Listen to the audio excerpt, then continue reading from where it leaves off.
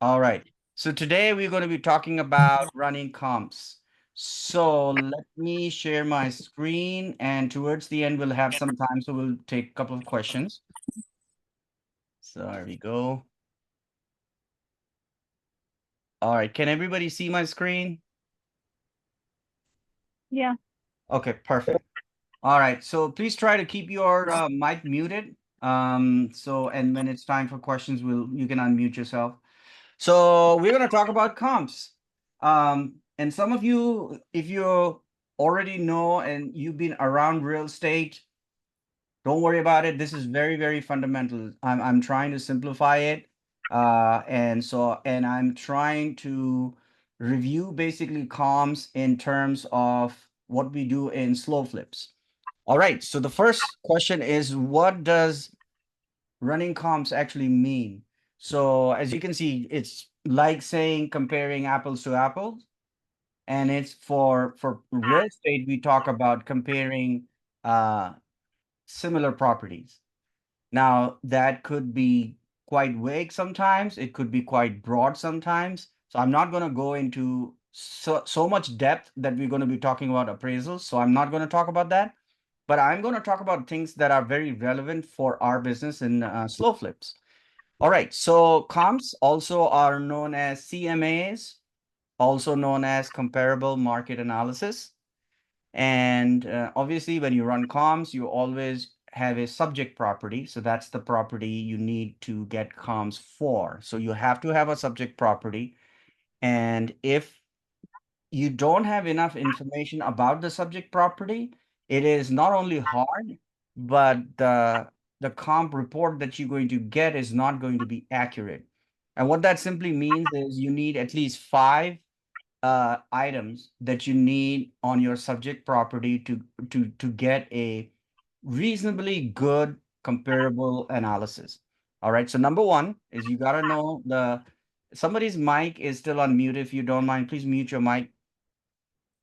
You need to know the number of bedroom and bath in your subject property. You do need to know the living area, and then you need to know the year built. Distance from subject property, by default, it's about half a mile, but sometimes we go further out if we can't find good comps. But obviously, if you go further out, you might have a problem of going into another subdivision, or you might be going in across a major highway where the properties may be completely different. So that's why we want to keep it as close as possible. So half a mile is usually accepted. And then So what you're really looking for is you're looking for comps that are closest to the subject property and as many as you can get. So the more you have, the better per square footage number that you will get, which would be as close as precise as you're looking for. And as close they are, the better your comps will be, right? So why do you need to run comms for slow flips? Because I've actually heard several people, not just on the forum, talk about it. Well, if the financials work in our, slow flip business, do we really need to worry about comms? And I'll try to explain some things here that will make sense. Okay, so number one, when we are trying to run comps, we are trying to figure out two major things. We're trying to figure out the as is value of the property, and then we are trying to figure out the ARV, after repair value of the property. And this is going to be very valuable for you because at the end, you have to have some estimate on what you're going to sell it for. And the as is value is your reference point to know what you should be buying it at. All right. So now some people say that if you're self-funding your slow flip, then the valuation is non-relevant because then you don't really care. Well, that might be true. You might just be worried about, return of investments. If you're putting 30 grand and you're getting, I don't know, 800, $900 a month, then you're simply figuring out what your return on investment is. However, think about it. What if you have it, whether it's insured or not, you have to know the value of the property. So I'm going to go into that a little bit more. So if at some point, because a lot of you are self-funding at this stage, which is fine, which is a lot of us on the forum are doing, but at some point, this business, you will need private lenders, which means you will need somebody to fund it for you. And as soon as that happens, one of the questions your private lender is going to ask is, well, I want to know, do you have any kind of report to show me what the value of this property is? So now you'll have a problem if you have been strictly looking at the financial numbers just based on SlowFlip, which means, oh, I can buy it at 25 or 30 and it rents for 800. Oh, my payments is only 667. Oh, it looks like it's great. The problem is the private lender is looking at it from another perspective. He or she is saying, well, I'm lending you 30 grand, but if this property is not even worth 30 grand, then I'm even at more risk. If something happens, then and if I have to take the property back and it's not even worth the principal that I'm giving you, then I'm in trouble. So that's why it's important. All right. So we all know the fundamental principle of buying any real estate is not pay for a property that's more than what it's worth, right? Why would you pay more money for something that you know is not worth that much, right? So in fact, most investors buy properties at a discount, and the reason is they're looking for built-in equity in the purchase. All right. So let's work on that idea, built-in equity. So I'm going to give you two examples. I use in fact, somebody asked me, I forgot, was it Holly? Was it you? Somebody was asking me Yeah, about, uh, I was trying to thank you so much for answering my question over the sure, chat. sure. I was trying to figure it out because I was trying to figure out the Yeah, so ARV on the property and I was getting stuck. So I appreciate that's fine. So I thought that was a great question. And I thought, why don't I use that as a slide here to explain? But then again, see, this is what I use. You don't have to do that. But what I'm saying is if you have these, I call them guardrails. If you have these guardrails, you are ensuring that you're buying something that has some intrinsic built-in value more than what you're paying for. And that's how it should be. But I know a lot of people don't do that. But just to give you an idea, because you will hear about built-in equity mentioned on the forum, and so I'll give you two examples. So let's say there's a property that is listed either as a wholesaler on the forum or it's listed on the MLS, however you want to look at it, right? And then you find that the person is not willing to reduce the price, right? They're just saying, okay, this is it, this is as is price, and it's really discounted, and we're not going to discount it. Forget about the conditions for now. Let's just assume it works as a slow flip. Okay, it may need some upgrades and all that, but when you run your comms, you find the as is value is not more than $44,000. Now, if you do my formula, which is I like to buy with some built-in equity, and I like to buy a slow flip at 70% of the as-is value of the property. So a 70% of 44,000 would be 30,800. So I would not pay more than 30,800 for this property, right? And if the seller is not willing to, be flexible on price, I'll probably pass on this property. But that's me, because remember, I'm looking at all my properties are funded by my private lenders. So I know one of the first thing they're going to ask me, hey, can you show me some comps? Can you show me what the value of the property is? And if I cannot justify it, how am I going to convince them to buy such a property? So that's what I do. Here's another example. Let's say the property is listed at 25,000. And I'm not talking about asking for a discount. I'm just talking about where it is, because you can always negotiate and bring it down to where you feel it's comfortable. But let's say it is listed at 25,000. Your as is comps show the value is about $38,500. 70% of that is approximately 26,950. So I would pay up to that price. So 25,000 is actually a great price in this case. Does that make sense? But this is a guide that I use. I'm not saying you should do that, but this is something that I use. All right. So, and that explains what is built-in equity. All super right. helpful. So, yeah, let me just go through this. Please write your question down. And as soon as I end, just say, I have a question. I do have a hand up right now. You can put your hands up. That's okay. I'll try to see if I can follow, but I'll answer all your questions towards the end. So I mentioned this a couple of times before: disclosure state and non-disclosure state. And I found this map, so I thought it'll be helpful. So what is a disclosure state? A disclosure state is where the real estate transaction and records are accessible by general public. So as an example, Illinois and Ohio are disclosure state. All right. What that means is this. What that means is if you run comps, you can get very reliable comps on Zillow. Easy, public, easy, place, and free, right? Whereas you have states like Texas and Missouri where they are considered non-disclosure state and the real estate transaction is not publicly available. So because we are buying in different states, and a lot of time when you see the properties listed on the forum, obviously nobody's telling you that, right? And you're just going and researching, and suddenly you run numbers on Illinois property, you got a lot of information. And then you go to Missouri and there's nothing there, and I'll show you. And it's really, really frustrating. So that's important. Please this is very fundamental, basic stuff. So that's why I'm doing this, okay? And like I said, I am recording this, so we will have a recording of this on the website. All right, so here's an example of running comps for as-is property in a disclosure state. I've chosen Toledo, and I was thinking I would do this live, but I realized I've tried to do that before. Things don't go right, and something doesn't pull up, and it's just a mess. So it is a property that at least yesterday was listed. So if you want to look it up, it's probably still on the MLS. 2834 Warsaw Street in Toledo, Ohio.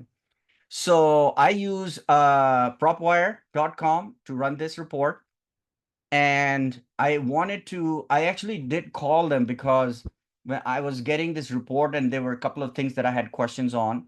But essentially, let's look at the property. This is a 2-bedroom, 1-bath.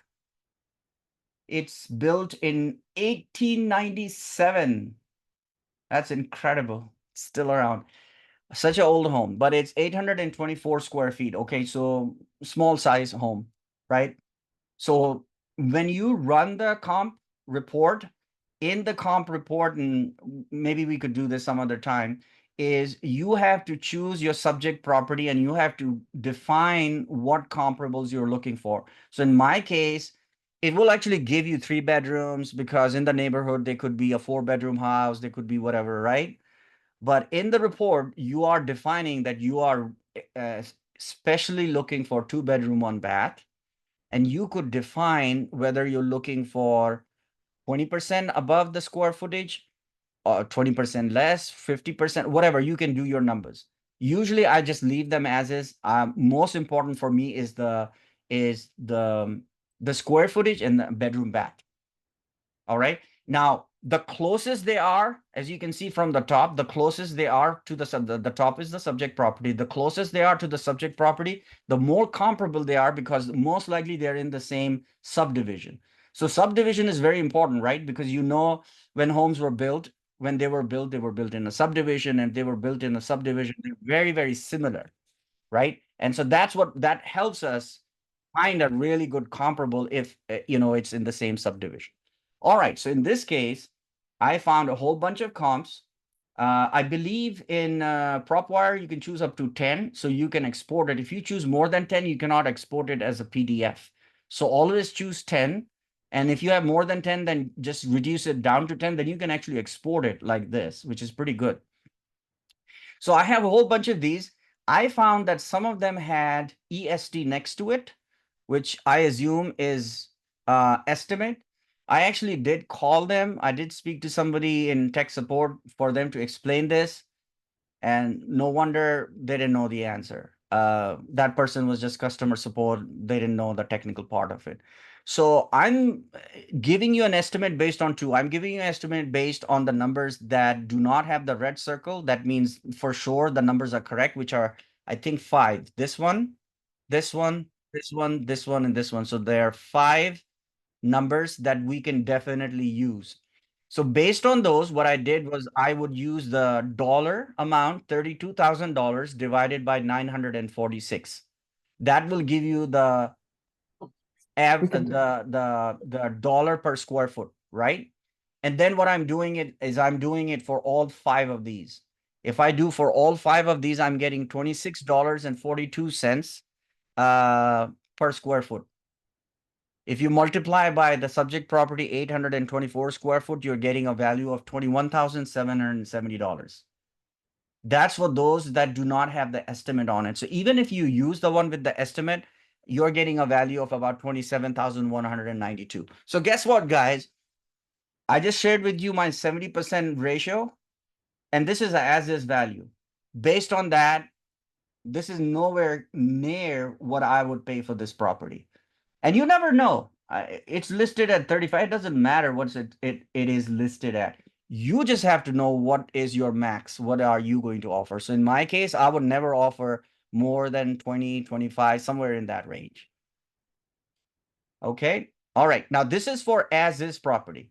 Now the ARV is a little complicated, and without going into too much details, you all probably know what appraisal is, right? When you run an appraisal for a property, there's a report that goes into a lot of details.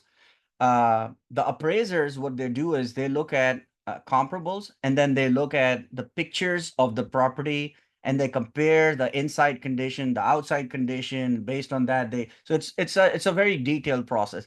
We are not doing that, unfortunately, and we don't have time to do that. But you have to run some numbers. You have to come up with some estimates. So I use this trick. I'm not saying it's the most accurate way of doing it, but it's one way of doing it. So let me go back here. You saw when you look at this, you saw these numbers. You start seeing a trend that most of these homes, not the circled one, but I found most of the ones that did not have circle, they appear to be as is properties. Looks like they were not updated. That's why the price range were like that. Then you will start seeing the outliers where the prices are, there's a huge spike. Remember, look at the bed bath and the year bill. So it's not that they're newer homes or very larger homes. This one is relatively larger, but generally, if you look at the years, they're very comparable in that sense. So if you look at the prices are substantially high. That tells me that they are most likely being updated. Now, to verify this, you can actually find the pictures. If you want to do that, you can do that. But based on that, I have a rough idea of what the after repair value is. So I use the same formula. I figure out, in this case, I can use all three if I want to, or if I didn't want to use the estimate version, then I would use $104 a square foot. That gives me $85,696 for this property as a ARV. If I use the one with the estimate as well, it's about $67,000, 500. So this will give you some idea of how you could price it at. All right. So this is your after repair value. All right. So now here comes the problem. The problem is we are running comps in a non-disclosure state like St. Louis, Missouri. And this is what happens when you try to run comms, and this is the kind of information you get.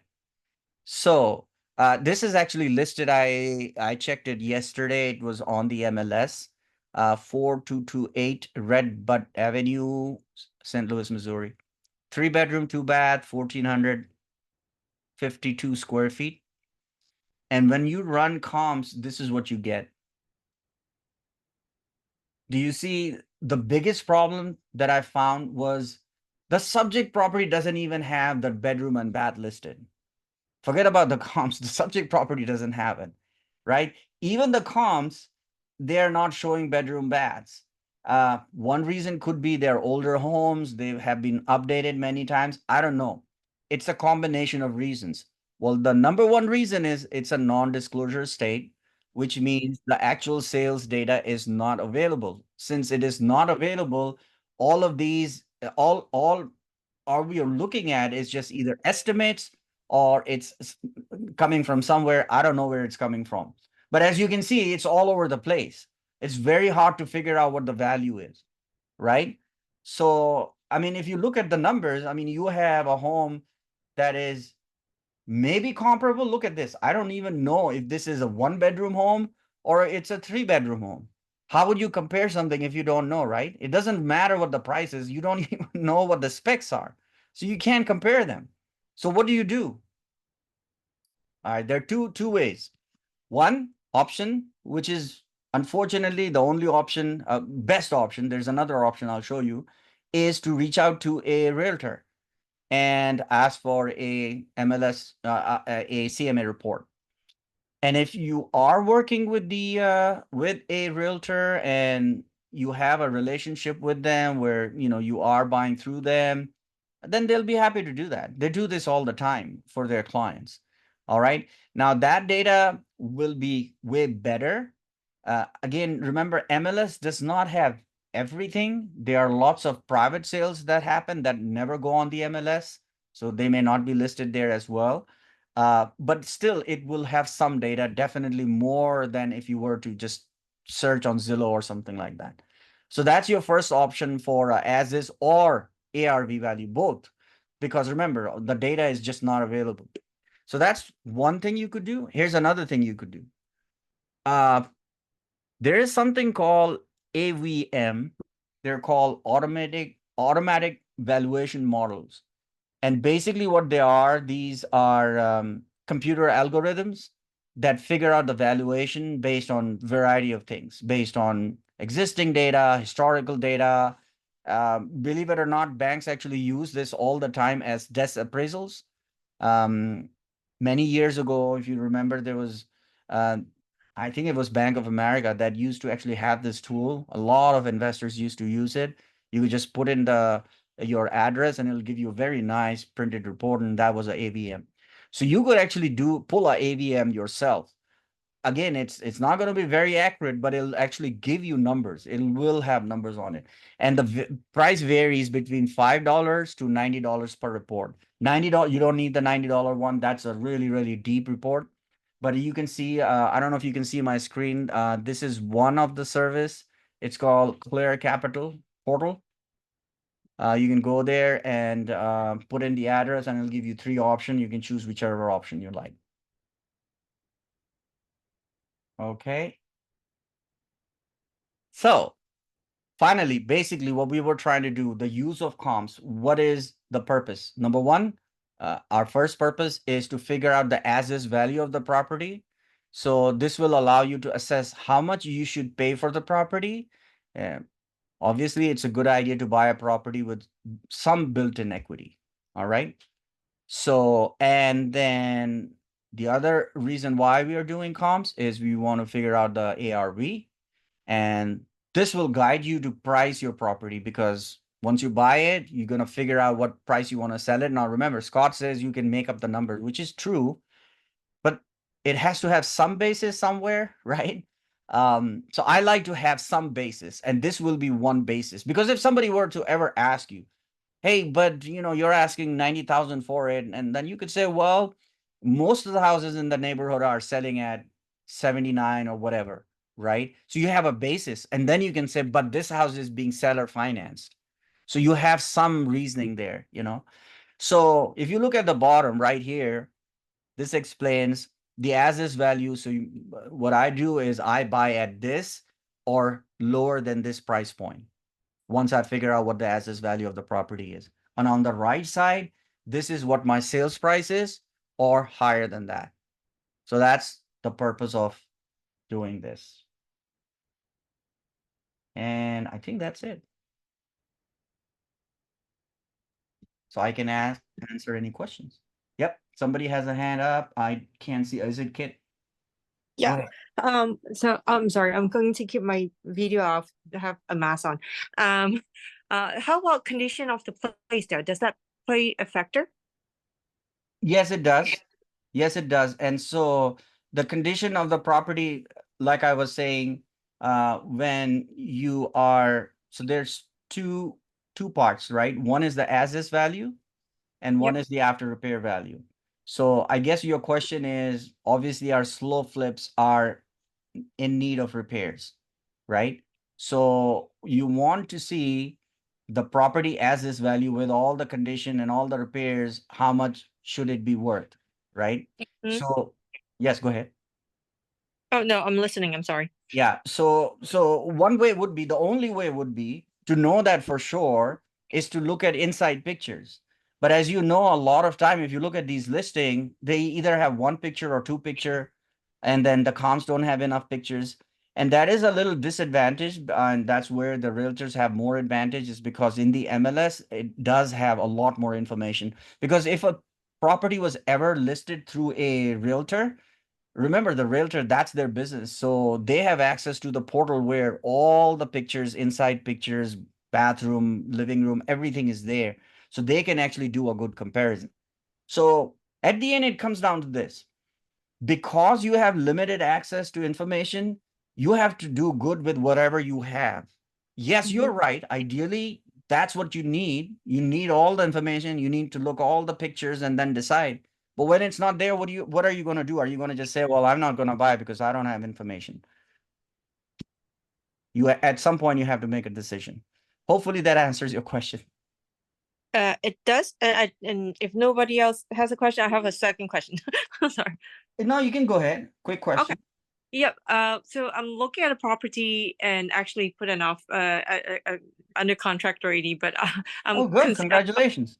Thank you. I'm trying to be brave and jump in, but like I posted a couple days ago, having COVID and thinking about a lot of millions reason why am I making a right decision?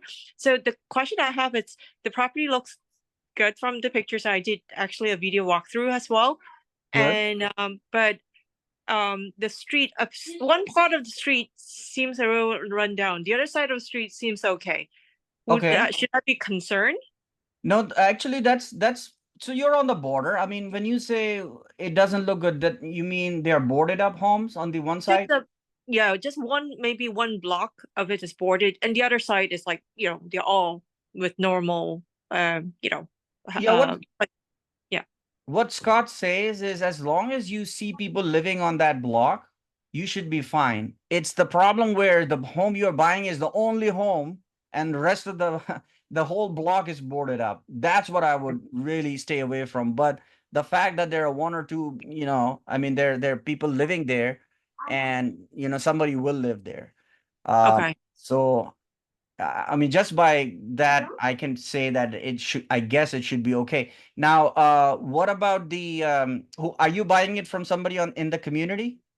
No, this one is actually from Zillow or from MLS. Okay. So, believe it or not, some of the homes that you buy on the MLS, one of the good things is seller disclosure. If Yep. you buy from wholesaler in our community, unfortunately, they're buying from other wholesalers and they don't have a seller disclosure. So for those of you who do not know what a seller disclosure is, it's a legal document when the property is actually listed through the MLS system, that the agents have to have the seller sign it by confirming what are the defects with the property. And that is a great disclosure, because if they know about it, they have to let you know. If they don't know, they can say that they don't know. So in this case, you should definitely, did you read the seller disclosure, Kit? Yeah, everything's good. Good. So that's a very good sign, because that is usually the concern, because you don't know what you're getting into, right? I mean, it could always happen, but that is something good. So And just run it by other people on the community as well. I mean, just send it to me. I'll give you a little feedback on it as well. will do. And in those kind of cases, should I send work with the boots on the ground and go see it? But I already did a virtual tour, or your video tour with Yeah. my agent. With your agent, yes, Yeah. that's what I do. I guide them. I tell them to walk here and show me this and show me that, and then I make notes. So for me, I look for, like the ceiling should not be leaking, so no roof leaks. I look for foundation problems, and I avoid if there is a missing furnace, water heater, and I need to make sure the electrical box is there and there's no wiring missing. As long as those things are there, the home is probably habitable. Okay. So, Sounds good. yeah. Okay. All Thanks, right. Amir. Sure. You're welcome. Is it Jim next? Yeah, hi Amir, how you doing? Good. How are you, Jim?